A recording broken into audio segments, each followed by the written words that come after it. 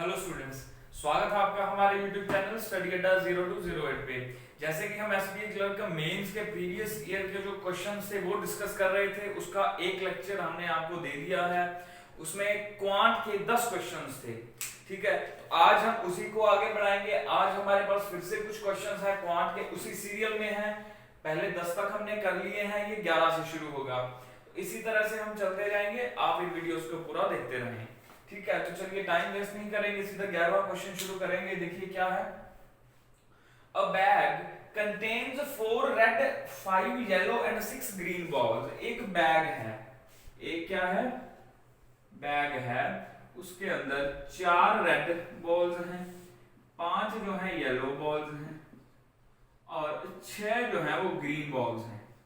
ठीक है, आपने क्वेश्चन फास्ट करना है, हम आपकी प्रैक्टिस के लिए, आपको समझाने के लिए किस तरह के क्वेश्चन को कैसे करना है हम डिस्कस कर रहे हैं। ठीक है, 6 ग्रीन बॉल्स, ये एक बैग है, इसमें ये बॉल्स हैं। 3 बॉल्स ड्रॉन रैंडमली, 3 गेंदों को मान लीजिए एक डब्बे में इतनी सारी गेंदें हैं, कुल कितनी होगी, 6 5 11 और 4 15 होगी ना। टोटल कितनी बॉल्स हैं, 15 बॉल्स हैं। अब क्या किया कि उस बैग में हाथ डाला और 3 गेंदें निकाल ली। हमें नहीं पता कौन से कलर की, 3 गेंदें उसमें से निकाल ली हमने। ठीक है, क्या किया, 3 गेंदें हमने उसमें से निकाल ली, 3 बॉल्स निकाल ली। Clear. What is the probability that the balls drawn contains no yellow ball. अब ये प्रोबेबिलिटी फाइंड करनी है कि जो गेंदें बाहर निकाली उनमें कोई भी येलो बॉल ना हो। अब देखिए, कोई भी येलो बॉल ना हो, उसके कितने केस पॉसिबल हैं, कैसे हो सकता है कि येलो बॉल ना हो। अब 4 केस देखते हैं, कितने केस बनेंगे, 4 बनेंगे। कौन कौन से देखिए, अब पॉसिबल केसेस हम लिख लेते हैं। ठीक है, पॉसिबल केसेस। पहला, बॉल्स निकाली, तीनों की तीनों क्या थी, रेड निकल गई, तीनों की तीनों क्या हुआ, रेड निकल गई। क्लियर, एक ये केस है। दूसरा केस कौन सा पॉसिबल है कि 2 रेड मिली, 1 ग्रीन निकल गई, 2 हो गए। तीसरा कौन सा है, रेड फिर कम कर दीजिए, 1 रेड निकली, 2 ग्रीन निकल गई। और चौथा केस कौन सा है कि तीनों की तीनों बॉल जो थी वो ग्रीन थी। अब एक भी येलो बॉल बाहर ना निकले, उसके कुल कितने केस बने, 4 केस बने। कि हो सकता है तीनों रेड हो सकता है 2 रेड हो और 1 ग्रीन हो सकता है 1 रेड हो 2 ग्रीन हो, ये भी हो सकता है कि तीनों ग्रीन हो। इनमें से किसी में भी येलो बॉल नहीं आएगी। और इसके अलावा येलो बॉल ना निकलने का कोई भी और केस नहीं बनेगा, कोई भी और पॉसिबल मैच नहीं बनेगा। ठीक है, तो देखिए ये है अभी पॉसिबल। तो और टोटल केसेस क्या है, ये तो चलो पॉसिबल हो गए। चलिए अब फॉर्मूला देखते हैं, हमारा जो रिक्वायर्ड है क्या बनेगा। अब 3 रेड गेंदें निकालनी है इस पूरे डब्बे में से। क्या करना है, 3 रेड गेंदें निकालनी है पूरे डब्बे में से। तो क्या बनेगा, टोटल रेड बॉल्स 4 हैं, 3 निकालनी है तो उसका बनता है 4 कॉम्बिनेशन 3 4 C3। ठीक है, और टोटल केसेस क्या बनेंगे कि टोटल बॉल्स कितनी है, 15 है, 15 सी 3 गेंदें निकालनी है। ये हो गया पहला केस। जिन्होंने प्रोबेबिलिटी चैप्टर किया है, स्टडी किया हुआ है, उन्हें पता है इसी का मतलब क्या है, इसे हम कॉम्बिनेशन बोलते हैं। 4 रेड गेंदें हैं, उनमें से 3 निकलना, ये हो गई रेड गेंदें निकलने के केस।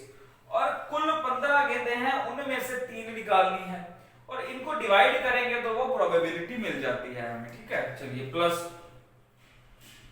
अब है 2 रेड निकालनी है, 1 ग्रीन निकालनी है, तो टोटल रेड 4 हैं, तो मतलब 4C2, 4 में से 2 निकालनी है एंड 1 ग्रीन निकालनी है 6 में से, तो 6C1 ओवर टोटल वही आएगा नीचे 15C3, इसमें चेंज नहीं होगा। क्लियर है आपको, इसमें चेंज क्या है, नहीं होगा। चलिए इसी तरह नेक्स्ट प्लस। जब और हो, जब पॉसिबल केसेस इस तरह से तो हो, तो उसमें हम प्लस का साइन यूज करते हैं, ऐड करते हैं उनको। नेक्स्ट है 1 रेड बॉल निकालनी है, इसको थोड़ा आगे लिख देते हैं। रेड बॉल निकालनी है, 4 में से 1 रेड निकाली और 6 में से 2 ग्रीन निकाली ओवर 15C3 और प्लस आखिरी क्या बनेगा 6C3 बटा 15C3। क्लियर है आपको? ठीक है, डन, समझ आ गया। इसको अभी सॉल्व कैसे करना है वो भी देख लेते हैं। देखिए 4C3 इसको हम लिखते हैं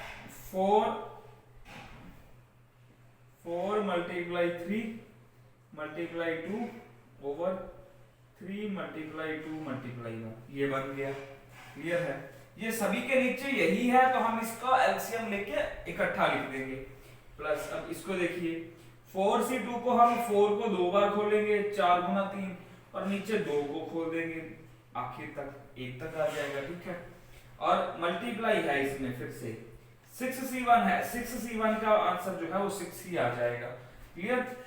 प्लस 4C1 का आंसर 4 आ जाएगा, मल्टीप्लाई 6C2 का आंसर क्या आएगा 6 को 2 बार खोलेंगे और 2 को आखिर तक। क्लियर? और इसमें फिर से प्लस आ गया 6C3, 6 को 3 बार खोलेंगे, 6 गुना 5 गुना 4 और 3 को आखिर तक, 3 गुना 2 गुना 1। क्लियर? डिनोमिनेटर में क्या आ जाएगा, डिनोमिनेटर में आ जाएगा 15C3। अब हमें एक कॉम्बिनेशन का फॉर्मूला पता है, सॉरी जरूरत नहीं है, इसमें 15C3 है तो सीधा करेंगे 15 को 3 बार खोलेंगे बटा 3 को आखिर तक। क्लियर है? हो गया। हम चलिए इसको थोड़ा सॉल्व सिंपलीफाई कर लेते हैं। अब ये 3 और 2 से ये कैंसिल हो जाएगा, अकेला 4 रह गया इसमें। ठीक है, इसमें देखिए 2 से 3 के ये कैंसिल हो जाएगा तो ये 4 थी, ये 12 थी, ये 36 रह गया। इधर देखिए 2 से ये कैंसिल हो जाएगा, अकेला 2 रह जाएगा, ये 6 गुना 5 और ये 3 गुना 2 से ये 6 कैंसिल हो जाएगा, अकेला 20 रह जाएगा उसमें। ठीक है, और इसमें 3 गुना 5 15, 2 गुना 7 14, ये रह गया, बाकी सब जो है कैंसिल हो जाएगा। ठीक है, और इसमें देखिए यहाँ पे क्या है, सिर्फ 4 बाकी था। ठीक है, प्लस इसमें क्या था 4 3 12 3 36 बाकी था, प्लस इसमें क्या था 2 6 12 60 और इसमें क्या था 20। क्लियर? और डिनोमिनेटर में क्या बाकी है 7 को 5 से गुना और उसको फिर 13 से गुना, फिर ये आ जाएगा 13 5 65 गुना 7 5 3 7 6 का 42 और 3 45 455 आ जाएगा। क्लियर है? ठीक है, चलिए अभी देखते हैं इसको आगे क्या करेंगे सिंपलीफाई। 36 और 4 40 और 700 120 बटा 455। इसका जो हमारा आंसर है सीधा सीधा आ जाएगा, 5 से डिवाइड कर दीजिए, 24 को 5 से करेंगे और इसको 9 5 45 91 24 बटा 91, ये इसका आंसर है। इसकी प्रोबेबिलिटी क्या होगी 24 बटा 91। जब आप इस क्वेश्चन को घर पे करेंगे, अपने हाथ से करेंगे तो ये क्वेश्चन कुछ ही सेकंड्स में सॉल्व हो जाएगा, मिनट्स में भी नहीं जाएगा। ठीक है, क्लियर है आपको ये क्वेश्चन? अभी चलते हैं नेक्स्ट क्वेश्चन की तरफ, 12 नंबर। चलिए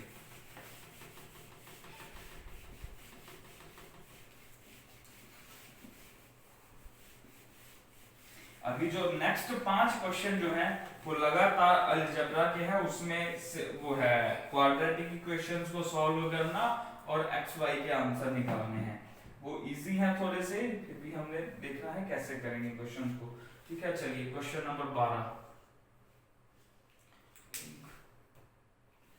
देखिए 4x plus 7y 4x plus 7y is equal to 42।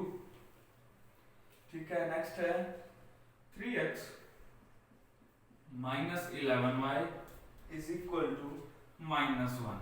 अब x और y के आंसर निकालने हैं और उन्होंने पूछा क्या है, 1 आंसर होगा if x is greater than y हो, सॉरी a होगा, ये b होगा अगर x जो है वो ग्रेटर देन और इक्वल टू y हो, c होगा अगर x जो है लेस देन y हो, d होगा अगर x जो है लेस देन और इक्वल टू y हो और e होगा अगर x is equal to y और नो रिलेशन हो। ठीक है, क्लियर, ये बन गया। अब x और y के आंसर निकाल के आंसर देना है a, b और c में कौन सा आंसर जो है वो आएगा। क्लियर, देखिए अब इसको कैसे सॉल्व करना है।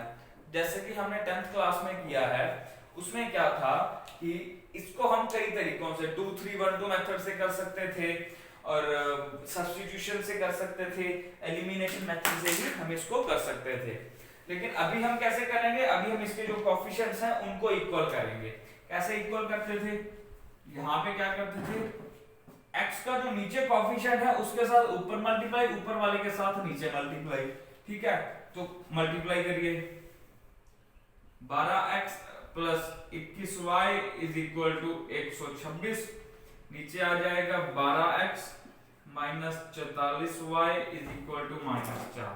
साइन चेंज करेंगे, माइनस प्लस प्लस, ये कैंसिल हो जाएगा। तो 21 और 44 कुल हो गया 65y जो है वो इक्वल है 126 और 4 130 के, तो y का सीधा सीधा आंसर है जो वो 2 आ जाएगा। y का क्या आंसर आ जाएगा, 2 आ जाएगा। अगर y की वैल्यू 2 है तो आप क्या करेंगे, इसमें भर लेते हैं स्टार में। ठीक है, तो यहां से y की जो वैल्यू भरेंगे तो 3x minus 11 into 2 is equal to -1, 3x is equal to -1 plus 22, then 3x is equal to 21, so x is equal to 7। x और y की जो वैल्यूज हैं वो हमारे सामने है, तो यहाँ से क्या होगा, x जो है y से बड़ा है, एक ही है, दो वैल्यूज हैं ही नहीं, तो हमारा आंसर आ जाएगा x is greater than y, that is c, sorry c नहीं, a आंसर आ जाएगा, x is greater than y। आप इसका स्क्रीनशॉट ले लें जल्दी। ठीक है,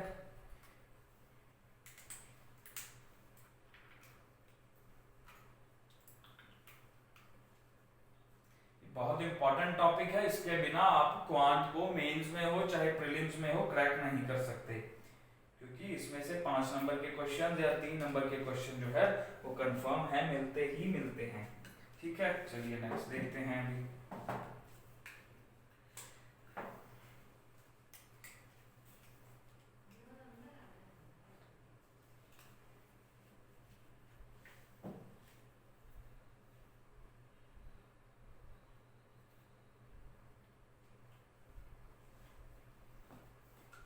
चलिए नेक्स्ट क्वेश्चन देखेंगे। नेक्स्ट क्वेश्चन भी इसी तरह का है, अलजेब्रा का ही है। ओपन, चलिए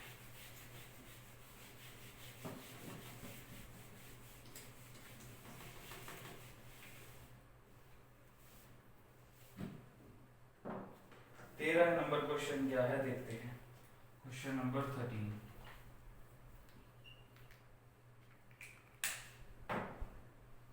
क्वेश्चन नंबर 13 क्या है, 9x square minus 29x plus 22 is equal to 0, और नेक्स्ट है y square minus 7y plus 12 is equal to 0। तो यहां से x और y की वैल्यू निकालनी है, कैसे निकालनी है देखेंगे। तो चलिए ये हमारा 1 है, ऐसा करते हैं उसको थोड़ा उधर लिख लेते हैं, आसानी रहेगी इक्वेशन को। ठीक है, ताकि हम जल्दी सॉल्व कर पाएंगे।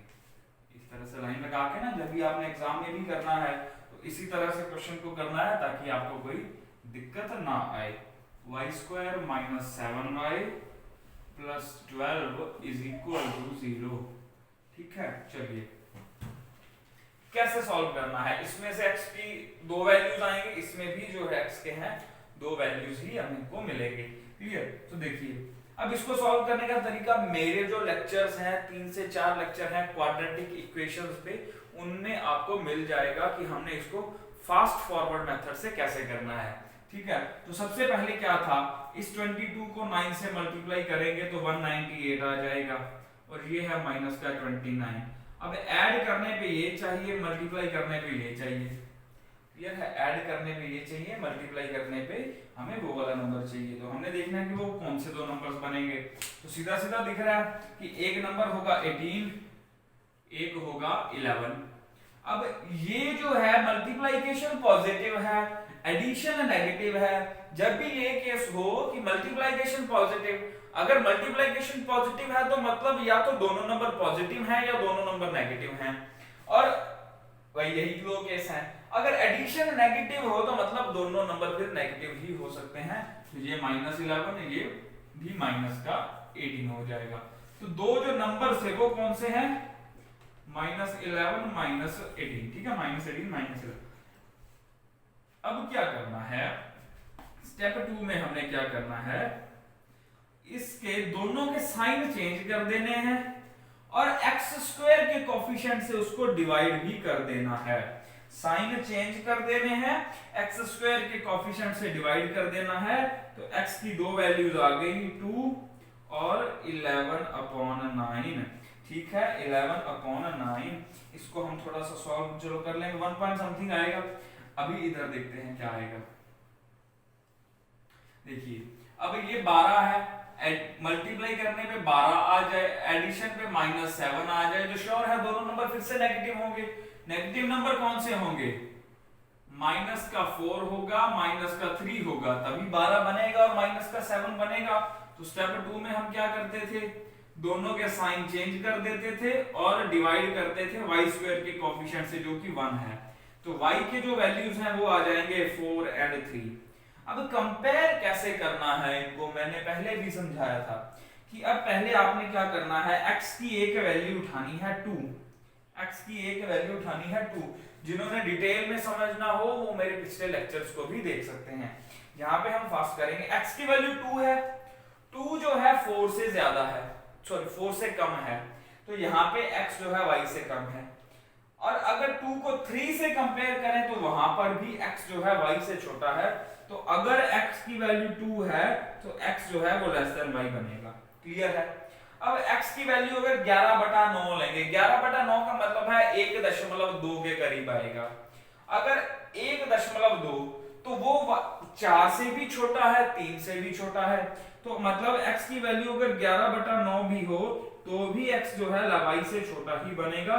तो इन दोनों केसेस में हमारा आंसर क्या आ जाएगा, x is less than y। ये है सी आंसर, ये हमारा आंसर होगा। क्लियर है, डन। तो चलिए नेक्स्ट टाइम तो देखते हैं, ठीक है, इसको रब कर रहा हूं।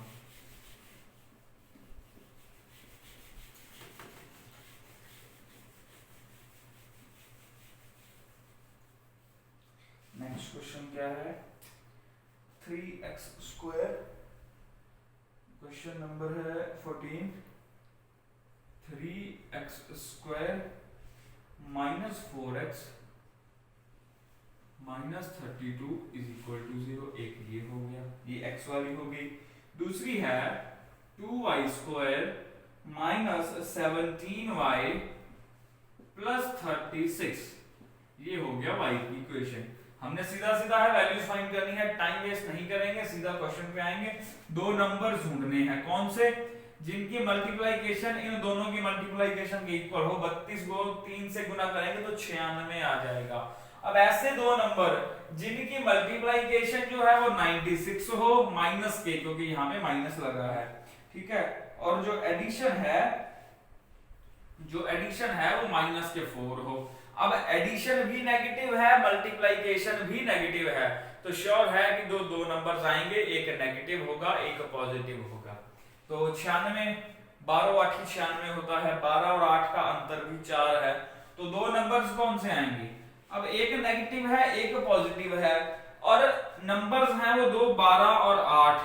एडिशन नेगेटिव है तो मतलब बड़े वाला नंबर नेगेटिव होगा, छोटे वाला नंबर जो है वो पॉजिटिव होगा, तभी इनकी एडिशन नेगेटिव बनेगी। तो स्टेप 2 में हमारा क्या था, इनके साइन चेंज कर देने हैं, 12 हो जाएगा, ये -8 हो जाएगा, और इस x² के कोफिशिएंट से हमने इसको डिवाइड कर देना है। क्लियर। तो x की जो दो वैल्यूज हैं वो आ जाएंगी 4 और -3 दूनी 6 और 0.66 ये आ जाएगा। क्लियर है, ये हमारे x के दो आंसर जो वैल्यूज हैं वो हमारे सामने हैं। ठीक है, अभी देखते हैं नेक्स्ट क्या है, y की वैल्यूज क्या आएंगी। दो नंबर ऐसे ढूंढने हैं जिनकी मल्टीप्लिकेशन जो है वो 36 गुना 2 मतलब 72 हो, और जो एडिशन है वो -17 हो, ये चाहिए। अब एडिशन नेगेटिव है, मल्टीप्लिकेशन पॉजिटिव है, तो मतलब दोनों नंबर जो है वो नेगेटिव ही होंगे, ये श्योर है। ठीक है, क्लियर।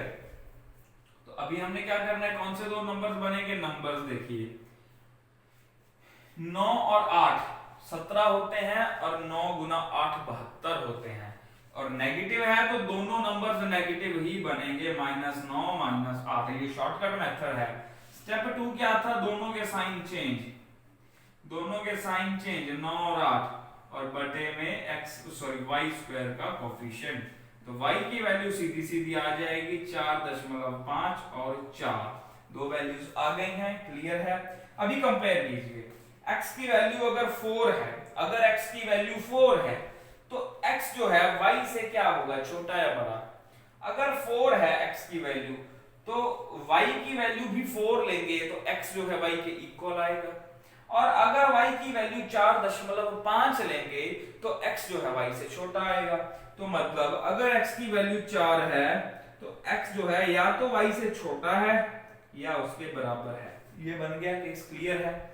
अगर डिटेल में समझना है तो आप क्वाड्रेटिक इक्वेशन का पिछला लेक्चर भी देख सकते हैं, उसका लिंक आपको हमारे इस वीडियो के डिस्क्रिप्शन में भी मिल जाएगा, प्लेलिस्ट का।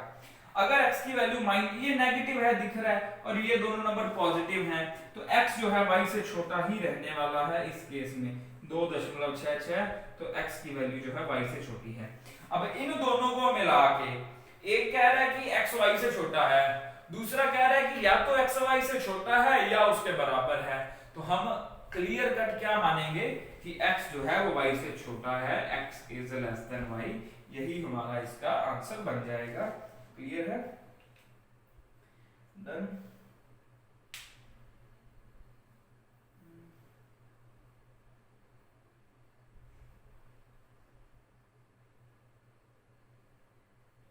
सॉरी, एक मिनट, कंपेयर करने में थोड़ी दोबारा करेंगे, कंपेयर दोबारा करेंगे। देखिए अगर x की वैल्यू जो है वो 4 है तो y की वैल्यू भी हम 4 ले लेते हैं, तो ये क्या बन गया, x जो है y के इक्वल आ जाएगा। ठीक है, फिर से x की वैल्यू जो है सेम लेनी है और y की वैल्यू जो है वो चेंज करेंगे 4.5। यहाँ पे क्या है, x जो है y से छोटा है, क्लियर है। दूसरा देखते हैं, x की वैल्यू माइनस का 2.66 लेंगे, y की वैल्यू 4 होगी, तो यहाँ पे क्या होगा, x y से छोटा है। और चौथी वैल्यू में भी क्या होगा, अगर x की वैल्यू माइनस का 2.6 है और y की वैल्यू अगर 4.5 लेंगे तो यहाँ पर भी x y से छोटा है। तो इन सभी केसेस में या तो x y के बराबर है या उससे छोटा है, तो इसका हमारा कंक्लूजन क्या बनेगा, either x is less than y or it is equal to y। तो इसका हमारा आंसर आएगा x is less than or equal to y, मतलब D। ठीक है, क्लियर। चलिए नेक्स्ट क्वेश्चन अभी देखते हैं, 15 नंबर क्वेश्चन जो है आज का, ये आखिरी क्वेश्चन होगा, इसके बाद के जो क्वेश्चन हैं वो नेक्स्ट लेक्चर में करेंगे।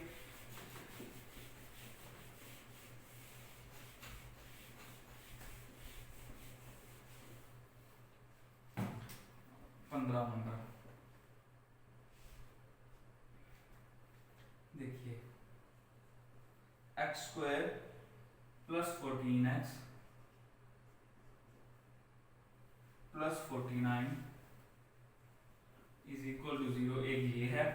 दूसरा है y square plus 9y is equal to 0। बहुत इजी क्वेश्चन है, ये तो सीधा ही दिख रहा है, गुना करने में 49 हो और जोड़ करने में 14 है, तो 7 गुना 7 होता है, तो नंबर्स तो आ गए हमारे पास 7 and 7। और हमने स्टेप 2 में क्या करना होता है, उसमें इन दोनों के साइन चेंज करने होते हैं और 1 से डिवाइड, मतलब x स्क्वायर के कोफिशिएंट से डिवाइड, तो x की वैल्यूज आ गई माइनस का 7। क्लियर है। ये स्टेप्स हैं जो हमने किए हैं क्वाड्रेटिक इक्वेशन की सॉल्यूशन को, जो है कैलकुलेशन को मिनिमाइज करने के लिए। ठीक है, तो चलिए इसमें देखते हैं, y कॉमन ले लीजिए, इसमें y प्लस 9 रह जाएगा इज इक्वल टू 0, तो y की दो वैल्यूज आ गई 0 एंड माइनस के 9। अब कंपेयर करना है, क्या करना है, कंपेयर करना है। अगर x की वैल्यू माइनस के 7 हो, अगर x की वैल्यू माइनस के 7 हो, तो x और y के बीच में क्या रिलेशन हो सकता है। अगर x की वैल्यू -7 है और y की वैल्यू 0 ले तो x जो है y से छोटा होगा, दिख रहा है। अगर x की वैल्यू -7 ले, y की वैल्यू -9 ले तो यहाँ पे जो x है वो y से बड़ा हो जाएगा। तो जिस केस में इस तरह के कंडीशन बने, उलट पुलट मुंह हो जाएं, तो उसमें आगे कंपेयर करने की जरूरत नहीं है, सीधा हमारा आंसर आएगा no relation can be establish between x and y। इसका हमारा आंसर आएगा ई। ये इससे क्लियर होता है जब उलट पुलट मुंह आ जाए तो उसमें हम इस तरह से इसका सॉल्यूशन लगा देते हैं। ठीक है स्टूडेंट्स, आज की इस वीडियो में इतना ही। अगर आपको वीडियो अच्छा लगा तो इसे प्लीज शेयर भी कर दें और इस चैनल को सब्सक्राइब भी कर लें, और भी ऐसी वीडियोस देखने के लिए बेल आइकन जरूर दबा लें ताकि आपको उसका नोटिफिकेशन भी मिलता रहे। धन्यवाद।